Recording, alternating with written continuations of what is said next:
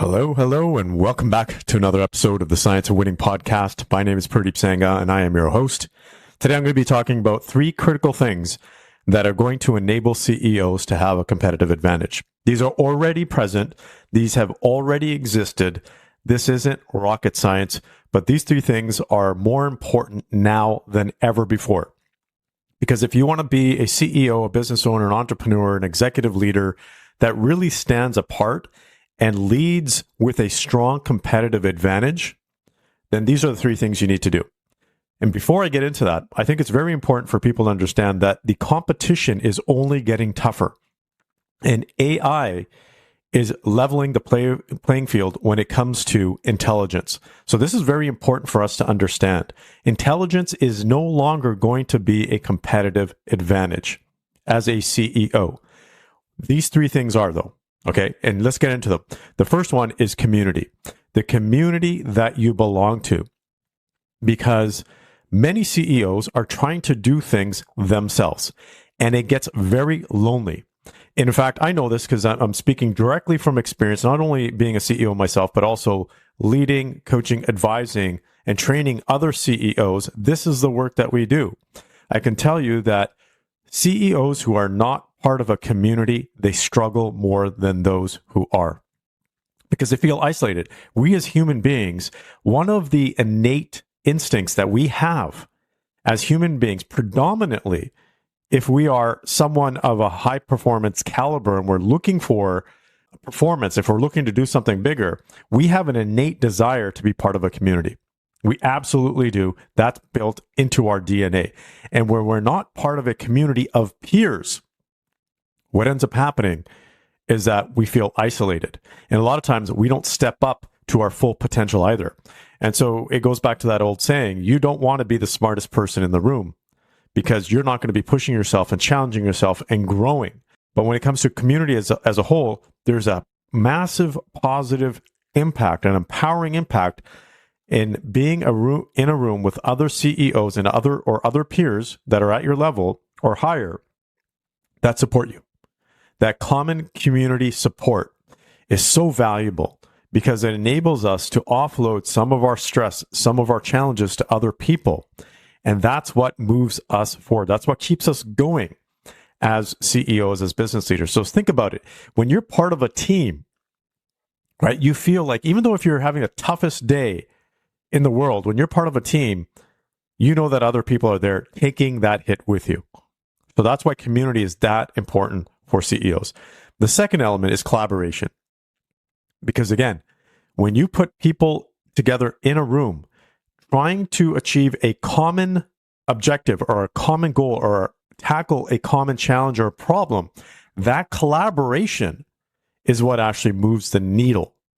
So for CEOs that are trying to do it alone, trying to come up with the next big thing for their company or trying to move their company alone, but they're not collaborating with other people, it becomes a bigger and bigger and more of a daunting task. And collaboration is very, very effective.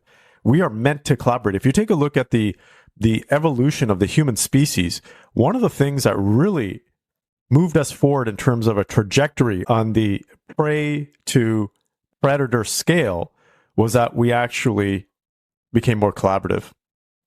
Okay, we formed these tribes, you can say, or clans, and then communities, which then enabled us to thrive. That's why we have cities. That's why we have towns, because we know that when we collaborate, when we can actually exchange goods and services and knowledge, we actually thrive better as individuals, as teams, as families, as organizations. So collaboration is the second competitive advantage for CEOs. And collaboration is not just, hey, you're talking back and forth. You're actually tackling something of a common challenge or a common problem or a common objective, right? You're working together towards something that is different. The third one is collective intelligence. And I think this is more important right now as we're talking about the era of artificial intelligence, because artificial intelligence is getting extremely powerful. It has immense, how do I say it, power and knowledge and the ability to actually solve problems. And it's only getting better. But what it doesn't have is it doesn't have the collective intelligence yet.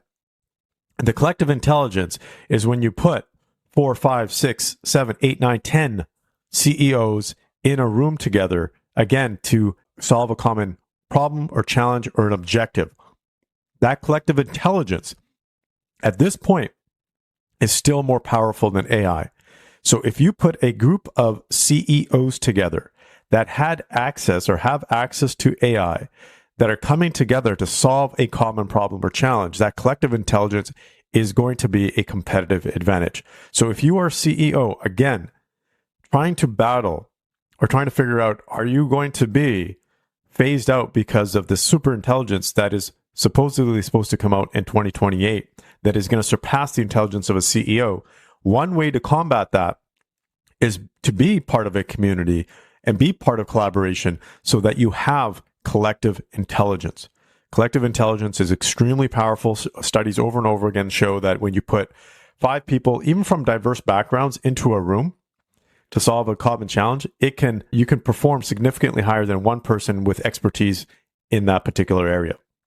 So let's focus on these 3 things and make this your competitive advantage going forward as a CEO.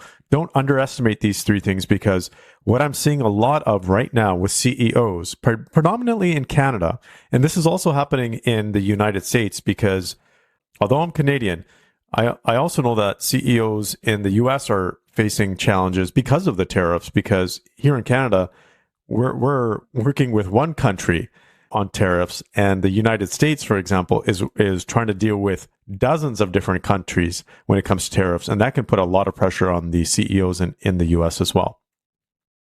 But the reason why I'm saying this is I'm not seeing that level of community. I'm not seeing that level of collaboration. I'm not seeing that level of collective intelligence here in Canada that we need. And I truly believe for us to get to that level that we need to be at as a global leader around the world, Canadians have that opportunity. We just have to change our mindset. And it starts with CEOs. It doesn't start with the government. It starts with CEOs. And it starts with these 3 things: forming communities, forming collaboration, and coming together with collective intelligence.